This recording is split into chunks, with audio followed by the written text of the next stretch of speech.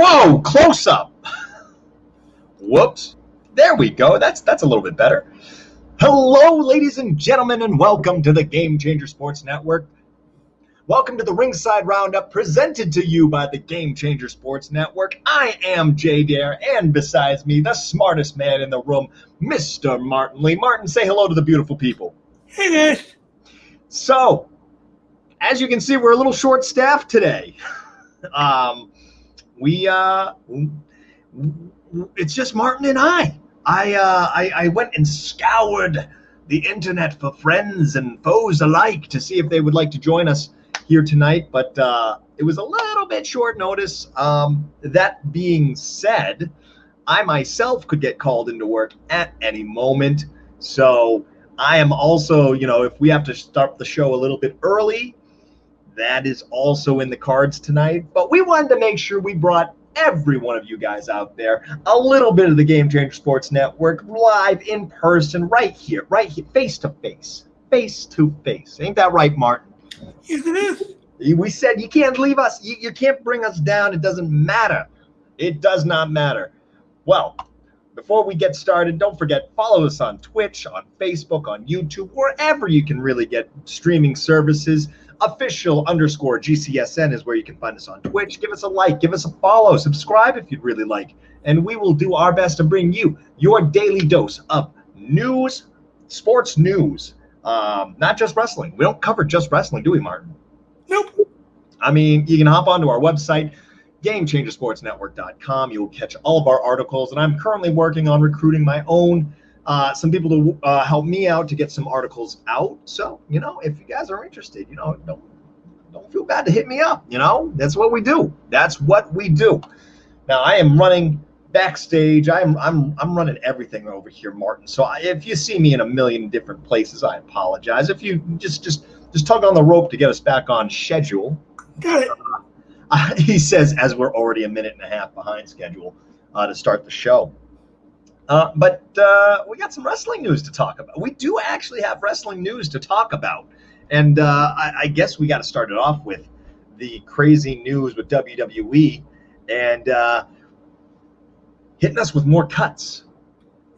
Yep. And the first one does not surprise me at all because the first one, I forget her name, but she went on a podcast and she specifically said that WWE, this was one of the writers. It was a writer. They went on a podcast and they said this.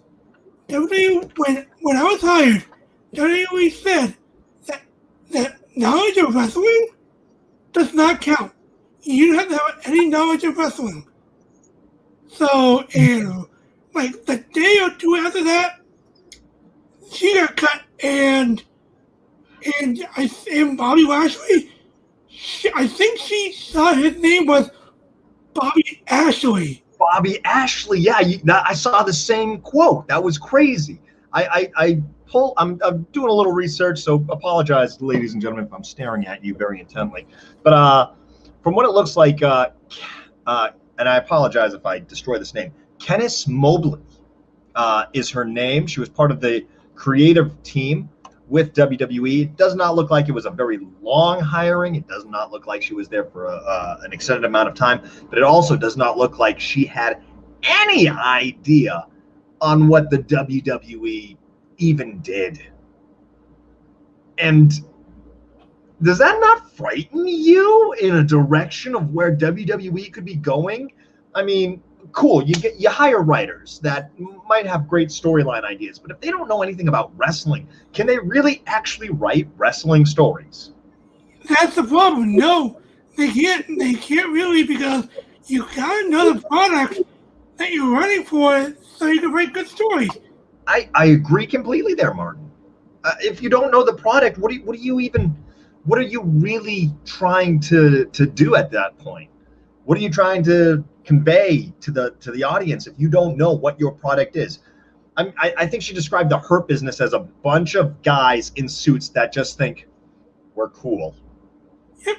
And to me, when she said that put a big black eye on WWE. Right. Right? And WWE did the right thing and did not waste any time. He just cut her straight out of the gate. Just cut her. You can't have people like that writing your stories. And I mean, it's not a surprise that she got released, not knowing anything about it, but the inside information that we got because of it, knowing that WWE is just hiring writers to just go without knowing what they're supposed to be doing, what they're supposed to be writing. I mean, I don't know what WWE is trying to get out of them at that point. I'm not sure, but if she was really willing to learn, she should have said like positive things about WWE, like it's a great company, Visit Man amazing. Not the stuff that she said. Yeah, it definitely looks like she didn't leave on great terms. So we're not really surprised about that release, but that's not all WWE did in the last week since you and I last talked, is it? They went a little crazy again with their cut, and it wasn't as bad as the past few times. It wasn't as bad, but when you look at what's getting cut, yeah, but it wasn't any really big names. No, but there was some decent names that got cut.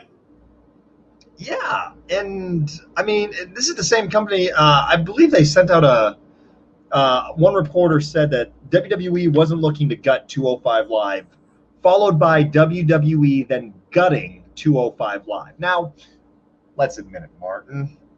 Does the Cruiserweight title really matter right now? Does 205 Live really matter? Well, to me, 205 Live has turned into NXT because now I don't think 205 Live really matters.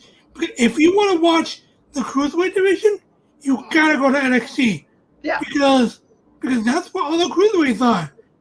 And to be honest, nobody really watched 205 Live that much. So, to me, it's not, I mean, it sucks that you cut a lot of the roster. Right. But you still got some guys like Kushida, Roderick Strong. Yeah, I mean, you've got some great talent in there. You got the great talent that can be good in NXT, and that's where the Cruiserweight division is right now. Yeah, NXT has always been fun to watch, and I don't mind if they have a Cruiserweight division in NXT, but that's what 205 Live was supposed to be for. Was supposed to be for another spot for these guys to show off, and we don't have that anymore. I don't think Kushida ever appeared on that show that he was champion. I don't think he ever appeared on that show.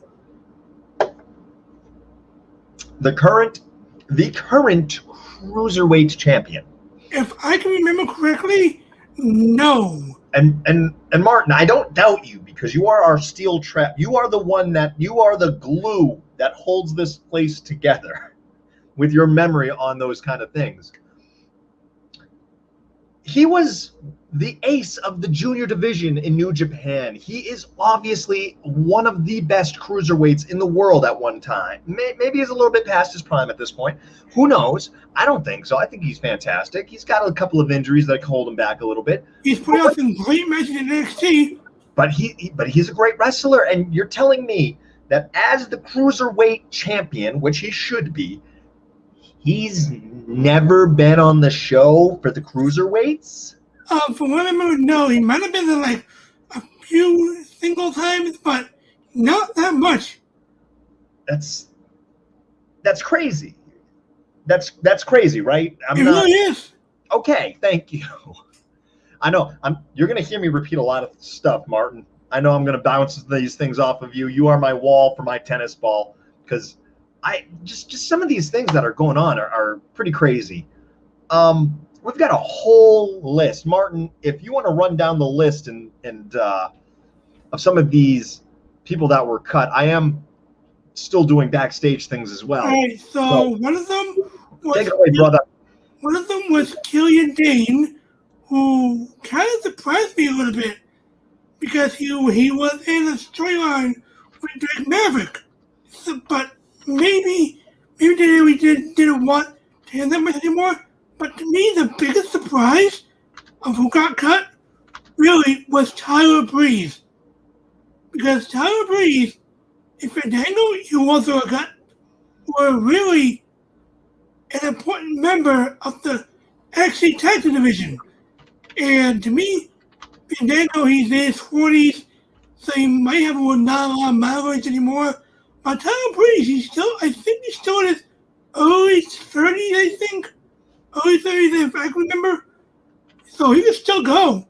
And Right. before Fandango, he proved that he could be a singles guy. Because before Fandango, in the early NXT days, he was amazing. This cocky, arrogant heel who put on some great stuff. And to me, he's gonna be whoever gets him, which most likely will be Impact Wrestling, is gonna be getting a great talent in Tyler Breeze. And the Singh brothers got cut. Everrise got cut. Anthony Green got cut.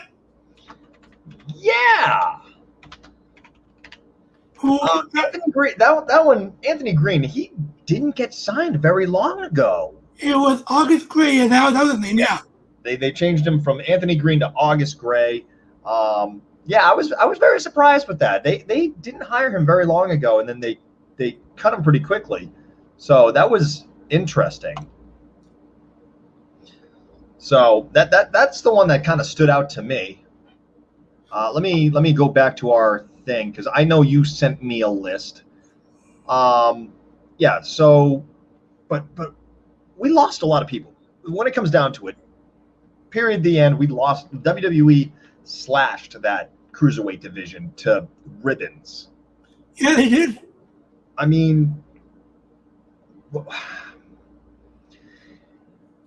with all these releases, Mark, we've got all of these releases that happened. We've got this writer that got hired and released, so maybe this is a one-time thing, but we had a writer that was hired without any knowledge on what was going on in the wrestling world, on what WWE had for storylines going, or even who anyone on the roster was. What does this say about the current state of WWE? Because to me, this says that WWE, they need to get focused on hiring wrestling, like people with experience as writers. Like, cool, but make sure they know the actual product. And I am thinking that WWE is not really going to let a lot of writers anymore go on podcasts anymore. Because they don't want to make the same mistake twice. Yeah. Oh, and I mean, when you come out and say something like that, you know the company is going to get lambasted with comments saying, "What are you thinking?" It's definitely not good. And she didn't even know the name of one of the main guys. Not just the main guy. She even said he's he's like the champion or something. Bobby Ashley. Yeah, that's when that is your champion, you got to have the people. That is when you put that title belt on anyone, everyone needs to know their name. That should be the first thing that they see up on bulletin boards and things like that. You know, you got to know who your champions are. Yes, you do. And she clearly did not know. At least she knew the first name. I mean, I'll take that. I guess halvesies are fine. You know. I think she mistook Lashley and Ashley. Right. So that kind of hurt a lot. Yeah, dude. I mean, I'm just.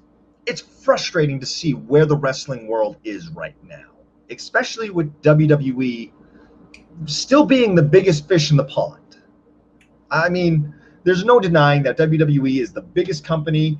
It's got a huge history. It built the wrestling world to what it is today and being relevant throughout basically all of media. It is a part of our what's the word I'm looking for? Pop culture. It's part of our pop culture now.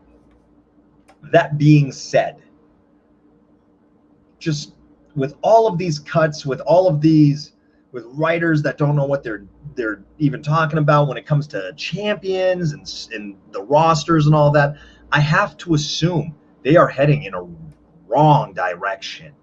And it does not, we've been saying it for a while. It looks like WWE is going down. But are they going to be able to pull out of this? I think that they can, but I'm thinking all this is going to lead to them selling the company. I'm thinking it's going to lead to them selling it. I mean, it's the one thing that actually makes sense.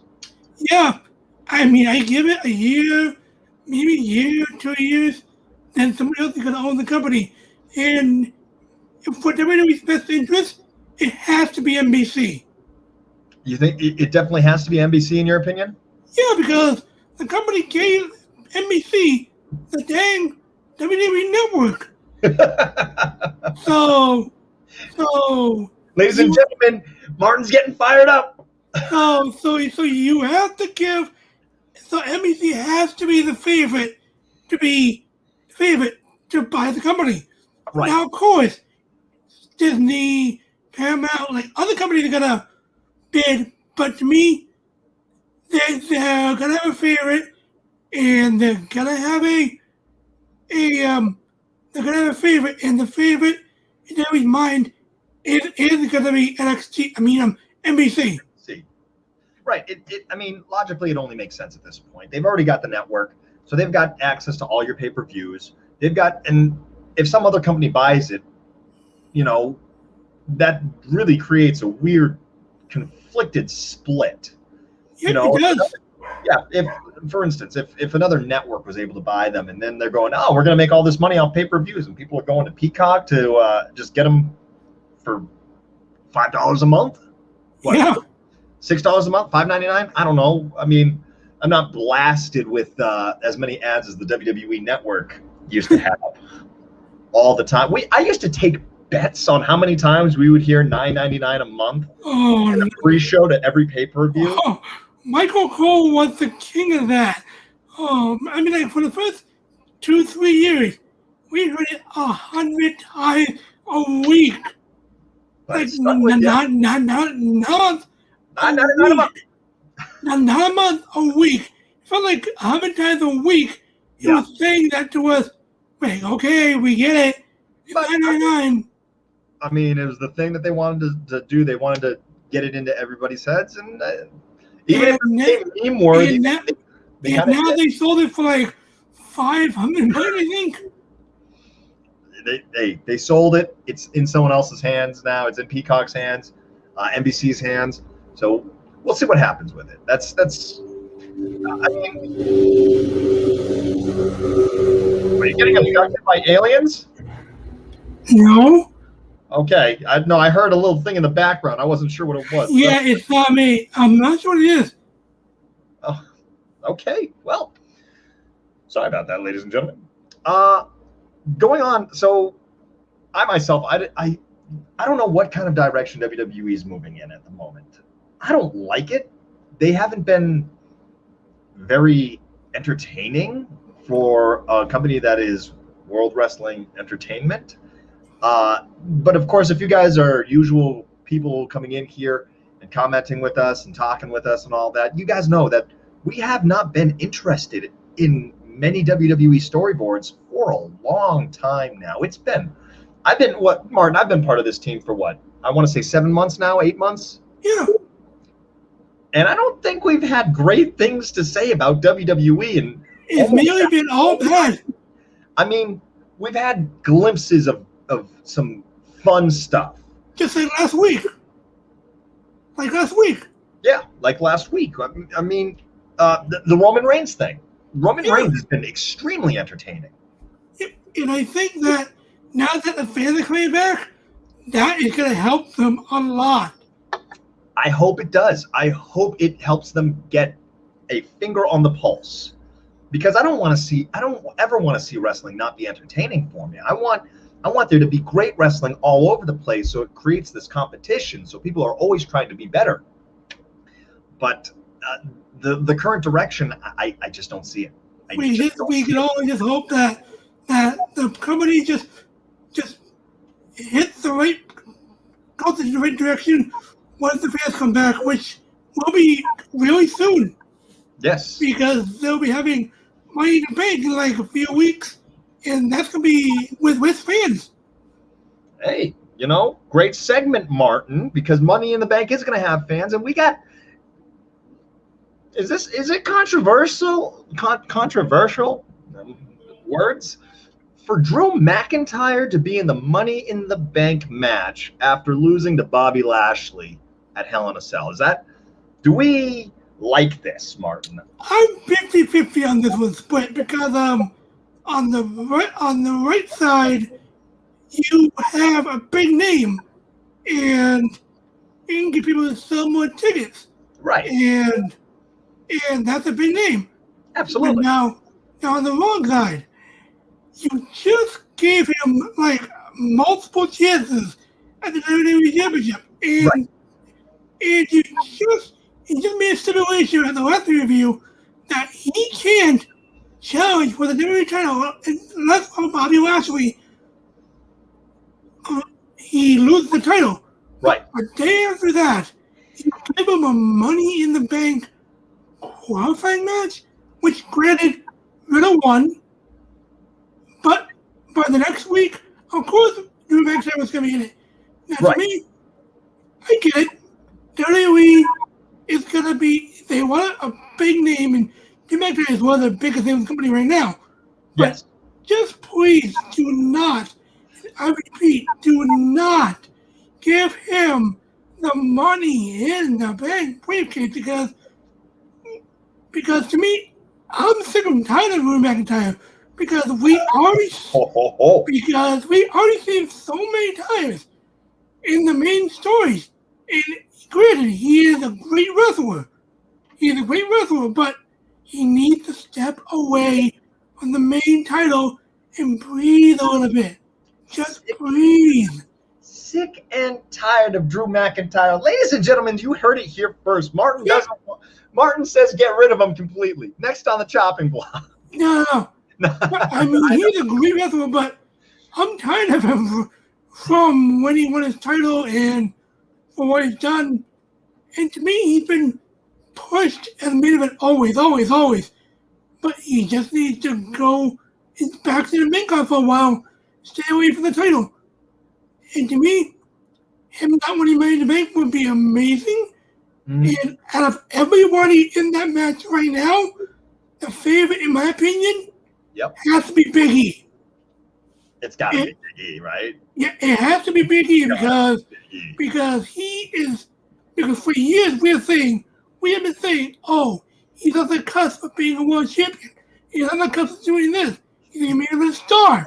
He's this close. And what does Money in the Bank do for you? It gives you a big opportunity. And there are a lot of people that made different with the briefcase, and there's some people that did not make different with the briefcase. But to me, Big E is the favorite. He has to win Money in the Bank. Martin, I can't agree with you more on that point. And with the rumors that they might be wanting to move Big E to Monday Night Raw during the draft, it makes sense to have Big E win the Money in the Bank and have him cash in on Bobby Lashley. Because Roman Reigns is not losing this time for a while. He's not. But you can't have him lose it for a while. Yeah, but Bobby Lashley versus Big E, I can go for that. But to me, Bobby Lashley after he's done with Kofi Kingston, it has to be Brock Lesnar. But then we see has other plans. Yeah. I'm gonna pump the brakes a little bit on you on that one. Because I'd like to share a couple of my thoughts when it comes down to it, as far as Drew McIntyre being in Money in the Bank. I agree with you. They do need a big name in Money in the Bank. Money in the Bank is such an exciting match. It's a fantastic stipulation. both the 6-man ladder match, the 8-man ladder match, however many people they allow in it nowadays, and the Money in the Bank itself is such a fantastic gimmick. It's so good. It's the perfect way to get the fans back. Exactly. When it comes down to it, you said that Drew McIntyre needs to go back to the mid card for a little bit, and I can't agree with you more on that point. He needs to cool off. He was, when it comes down to it, the pandemic champion, which made it feel somewhat artificial because you had artificial fan noise. And because of that, you couldn't really, if he was doing something you didn't love, if he wasn't, really getting himself over at that time, you had no choice because the fans didn't have much of a choice. They couldn't boo or cheer when they wanted to. Do I think Drew McIntyre is a fantastic athlete, a fantastic wrestler? Absolutely. I think he's great, and I think he will do so much better if they let him cool off a little bit and come back into the main title card with fans. I think you give him that opportunity, and we will see a lot better reception for him being a champion. Until then, can you think of anyone more entertaining to have the Money in the Bank contract than Big E? The match for the match at the Money in the Bank was Bobby Lashley versus Kofi Kingston. So it makes sense to set up Big E as a guy that could win Money in the Bank, that should win Money in the Bank. It follows suit. Kofi Kingston, one-time WWE champion, facing off against Bobby Lashley, can't get it done. Maybe after that, maybe Lashley destroys Xavier Woods. Now suddenly Big E gets drafted to Raw. You have New Day together, but they don't necessarily have to be together. They don't have to be a cohesive unit, but just to have them back on the same show, they can do the whole, we're New Day for life, do their little dances, do the whole 9 yards. That would be fantastic, and I would love to see it. But still pushing Big E as a singles competitor, especially when you're getting fans back. People love Big E. People love New Day. They do the chants, they dance, they sing along, they yell. Having Big E become a champion, because right now you got 2 heel champions. We need a face up there. WWE. Especially with fans coming back.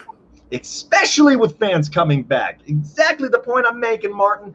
You put a face on there. You put someone that we know we love. Big E's your guy. Yep, he 100% is. 100% is. Now let's see. All right. We're at the 30-minute mark of the show, so I'm going to take a quick time to say, hey, ladies and gentlemen, thank you for joining us at the Game Changer Sports Network. It's Martin Lee, the smartest man in the room, and Jay Dare. Don't forget to like, follow, comment, subscribe. Every little bit that you do to help us helps us start to grow. And we want to grow. We want to give you all your news, all your sports news, whether it be NASCAR, basketball, pro wrestling. I'm going to try to start covering up HEMA, which is medieval guys fighting in full armor. We're looking to cover it all. The lumberjack competitions that are going to be happening in Wisconsin, I think, next month. I want to cover them all. I want everyone to get all your latest sports news, and we can only do that with the support of you, the viewers, the audience. So please give us a like, give us a follow. Check us out at GameChangerSportsNetwork.com. We've even got merch if you're interested. We've got hats, we've got sweaters, hoodies, T-shirts. Jake still owes me. Martin, did you get a T-shirt? Did you ever get a T-shirt? Yes, I did. Oh, okay. I'm feeling singled out here. I'm just saying. Yeah, I got it. Yeah, I got it right when I get back. Right when I got back from my vacation, it was right in my mailbox. Well, I'm probably going to have to go order mine then, but that's where I'm going to go. I'm going to go to GameChangerSportsNetwork.com, order myself a large because I've gotten myself a little bit of tummy over the last couple of months, but that's okay. But go ahead, guys. If you want to support us, please check out any of those links. You have all your little highlights down below, Facebook, Instagram, Twitter, and I'm going to take talk to Jake and make sure that they get the Twitch one up there. But we'll go ahead and put it in big bold letters for him, just in case, Mark, just in case. So, that's a mouthful. I'm gonna have to find a way to cut that down. What do you think, Martin? Nice bite-sized little clip that we could just play instead of me rambling like a madman. Oy, all right, excuse me. So I saw some breaking news today on the Twitter about WWE posted. I hear today is a happy day of matrimony. Yep, and today is the day that Seth Rollins and the man Becky Lynch got married. Congratulations. That is awesome to hear. They have their daughter named Rue? Yeah. Rue. All right. It's French spelling, so I was very worried about messing that up. But Seth Rollins, Becky Lynch getting married today, so congratulations to them. Two fantastic wrestlers, and I hope that only the best for their family moving onwards, and hopefully long careers as well, even for Rue. I wouldn't mind, we'll be old men by the time Rue is a women's champion, but I'm willing to wait. So we had that little bit of breaking news that I managed to find literally right before we went live. All right, let's see. Going back to this list that you sent me, because I gotta get us on track somehow.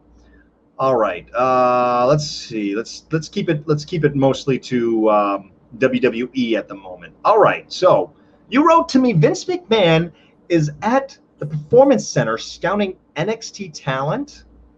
Yeah, Where'd you hear this? What's going on with this? So I was reading today that Vince McMahon is actually at the WWE Performance Center scouting NXT talent for main roster call-ups. That sounds about right. I mean, they have to fill it up. Brandon, welcome in. We appreciate you coming, man. If I knew Jake Jollymore was not on, I would have joined from the beginning. Where is Jake? Jake is at work, and it sounds like he's finished work, but he's got a big meeting with the big boss man, from what we understand. I know, a world where Jake isn't in charge. Crazy for us to think.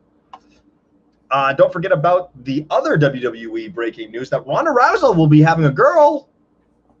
When did Martin? Yep. Why didn't you tell me about this?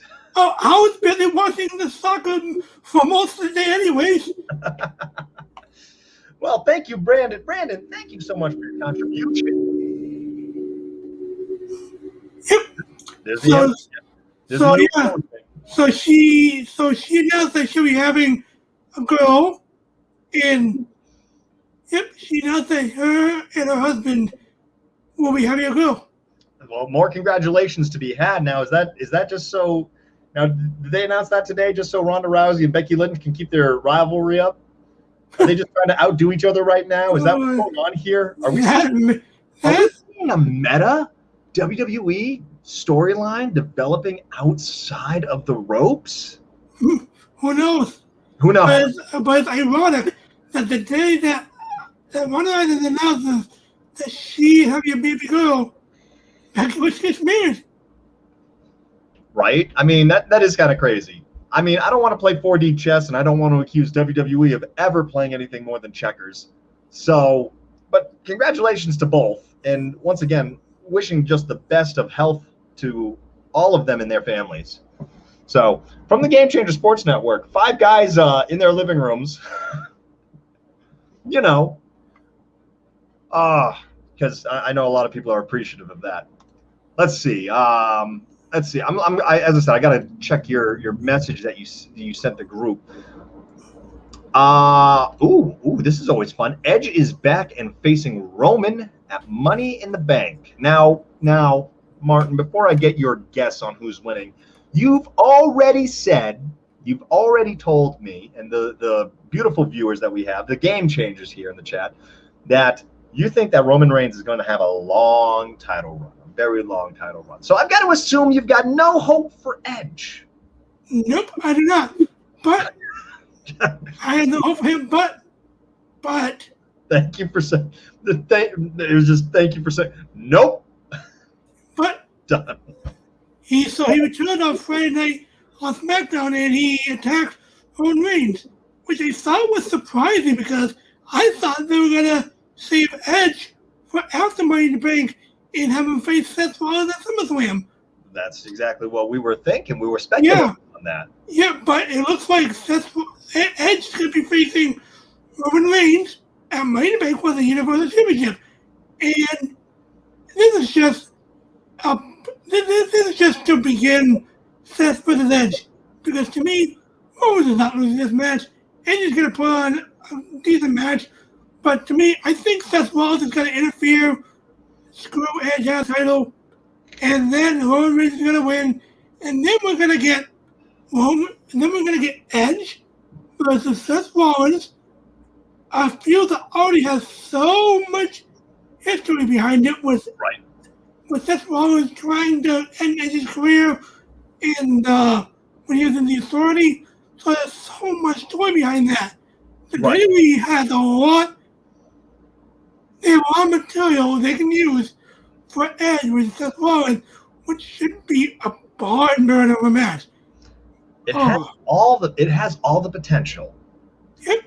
So Edge comes back, attacks the big dog, the head of the head of the table, right? Is that And you're just seeing this as it's just a filler match to kick off the Seth Rollins thing. Do we think that this is going to still be you said it's going to still be a decent match,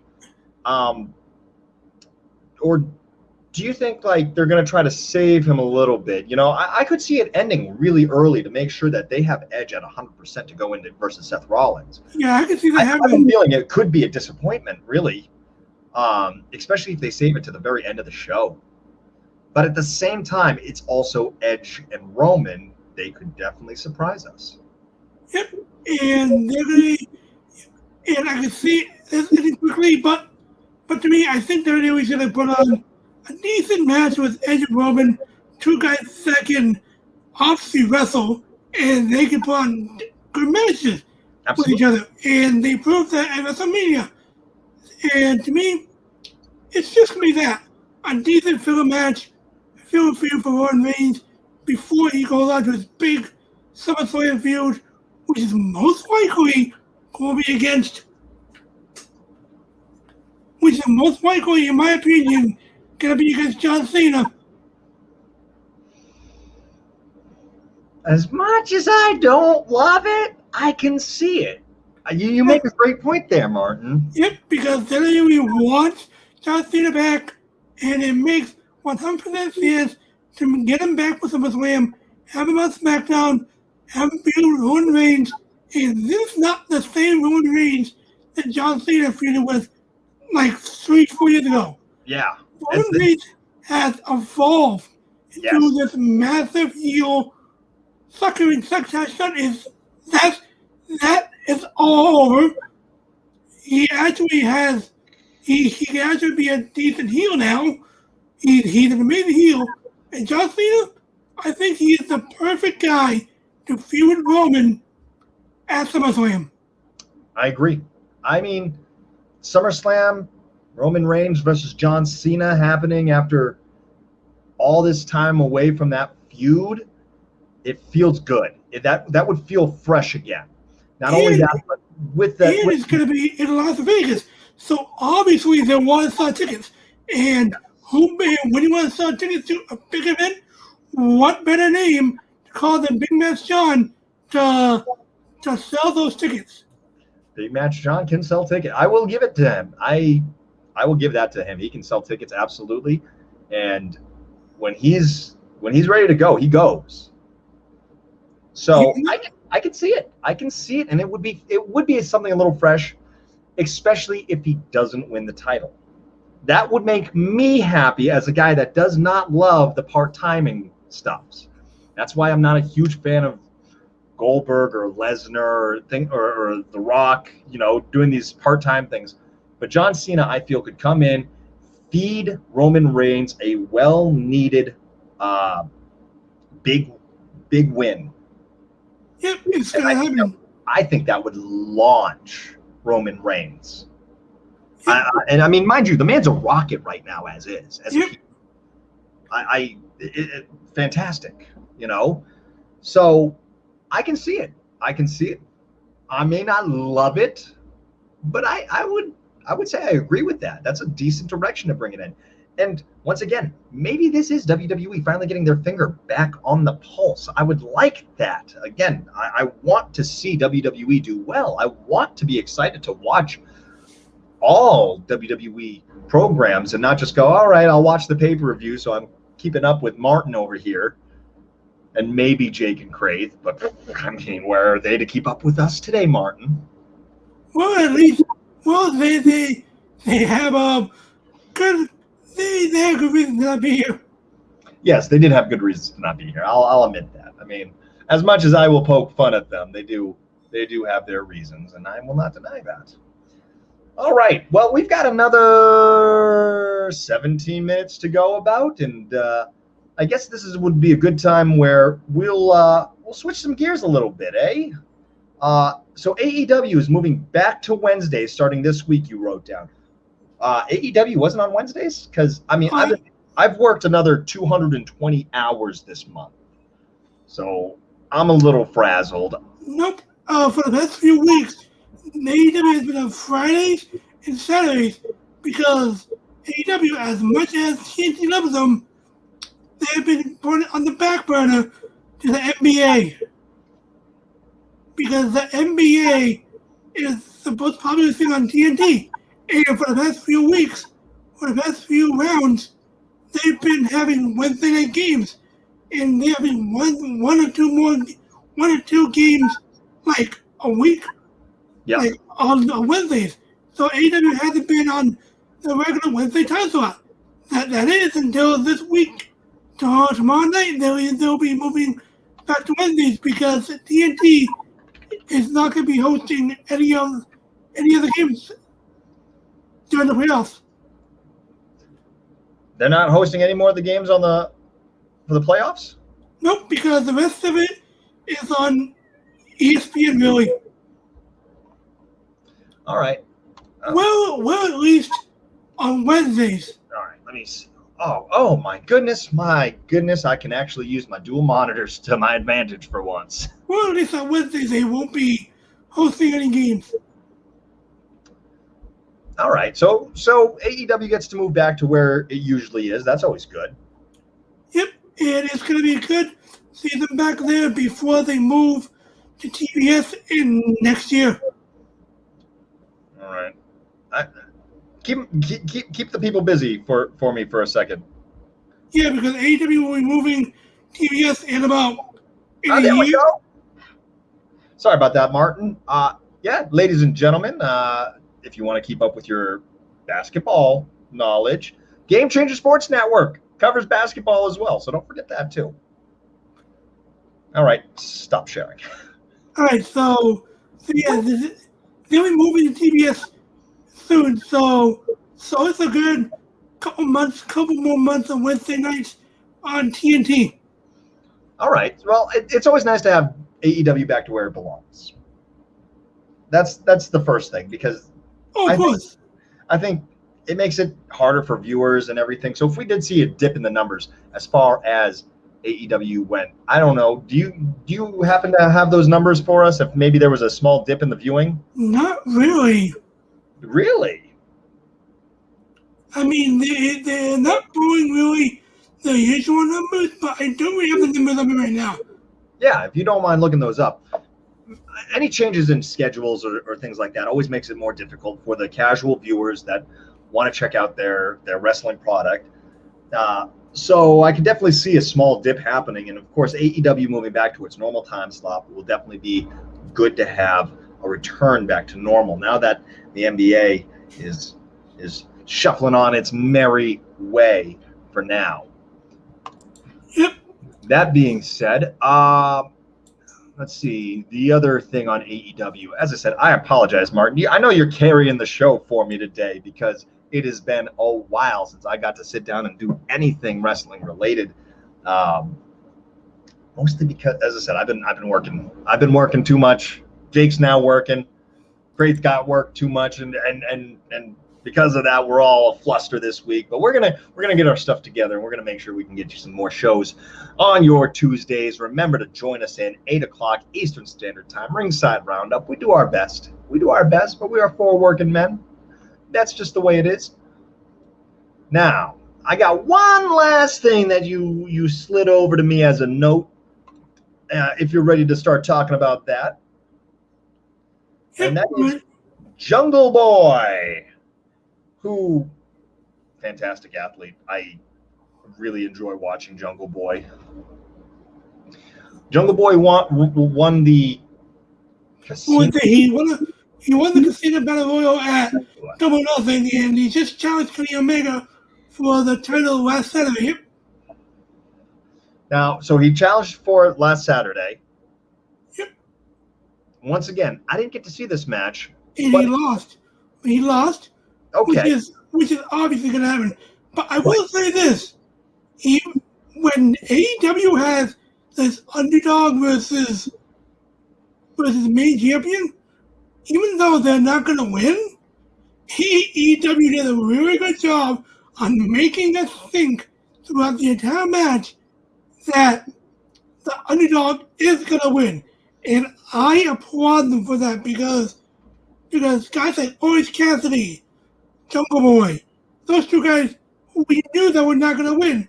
But during the match, they made us think that they were going to win.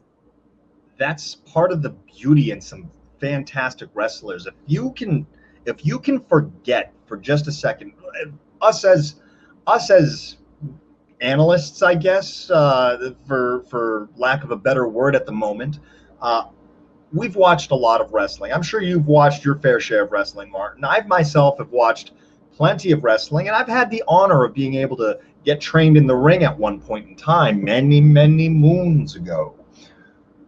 And you kind of start seeing wrestling from a different perspective than you would as a fan, where you start going, yep, well, that's not going to happen because this storyline up there, you get so caught up in the news, you kind of lose your ability to watch it as a fan.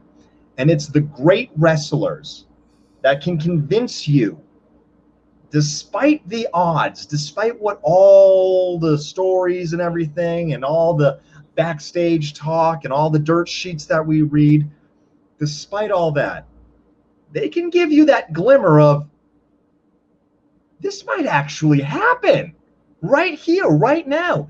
And it gets you back into it, pulls you back in, and it's magical. Pardon me, ladies and gentlemen, if I start getting very passionate about this, but it's an amazing feeling from someone who's watched so much wrestling, where I used to be, my friend would come over, we would watch Raw, and we could literally, as the match is going on, reverse, kick, stop, we could literally call a match a second before it happens, and you lose the magic. But when you can watch a match and you can actually believe Orange Cassidy might just get that roll up, that Jungle Boy might just break through and take down Kenny Omega, those are fantastic moments in wrestling. And I mean, it draws you in, and it makes you feel like a fan again. And for a good that's why I usually watch Wrestle Kingdom twice. I watch it the first time as a fan. I sit down, I grab a whole bunch of junk food. The way pro wrestling was intended to be watched, French fries and buffalo tenders, you know what I'm talking about, Martin. And you just sit back and you enjoy it for what it is. You watch the product, and I like to watch some of the production aspects of it. Like, wow, I really love the camera angle they chose here, things like that. But I get to watch it as a fan, and then I'll go back and watch it more analytically. But it's those great wrestlers that maybe on a sleeper match where you're just going, yeah, this is just going to be a filler match, and suddenly you're drawn into it. Those are the fantastic moments, and AEW seems to be able to capitalize on all of those things. And to me, Jungle Boy, during that match, he proved that he is, shouted out, one of AEW's brightest youngest stars, because this man is like 24, 25. He's like he has a long way to go Absolutely. before he can reach his full potential. And when he reaches his full potential, he's gonna be a megastar. He's gonna be a fan favorite. A guy that can carry a company like the likes of Sammy Guevara, Jungle Boy, MJF. Great talents that are all that they're laying the foundation for. And it's one of the biggest things that we've said about WWE is that they're having a hard time building stars because, as Jake likes to point out, they're afraid they'll go to Hollywood. I don't think AEW has that fear in them.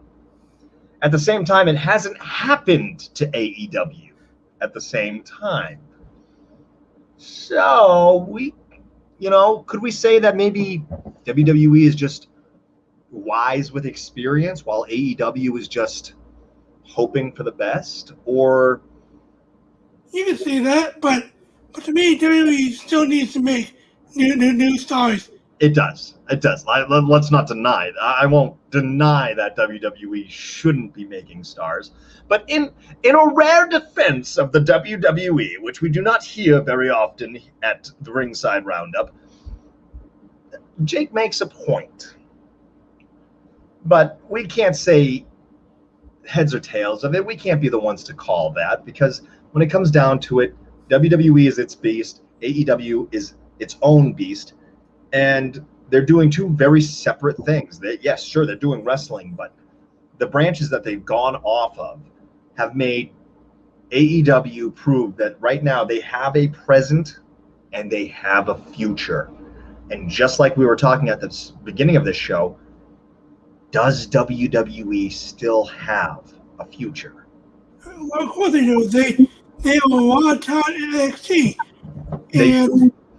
But here's the thing. They have to utilize that on the main roster. And that's the biggest problem when it comes to WWE. Because you can have a guy like take a Karrion Kross, who has been amazing in NXT. Mm-hmm. But over the past few weeks, he has been spotted and seen during WWE main roster tapings. He's been wrestled on main event. And to me, they're grooming him to be here to get called up, which is fine to me, because to me, WWE will capitalize on Karrion Kross. But the thing is, how long will it last? Right. That's the problem. How long will this last? But to me, Bronson Reed has a bigger problem. Bronson Reed has that's the biggest problem.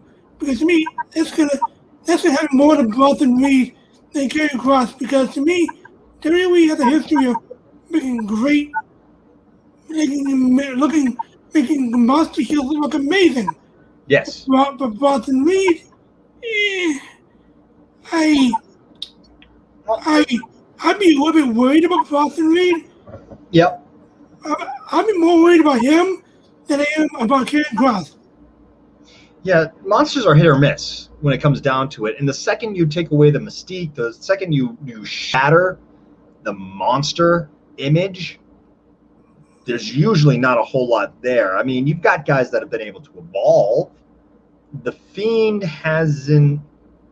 Bray Wyatt to the Fiend has done a little bit of evolving, obviously.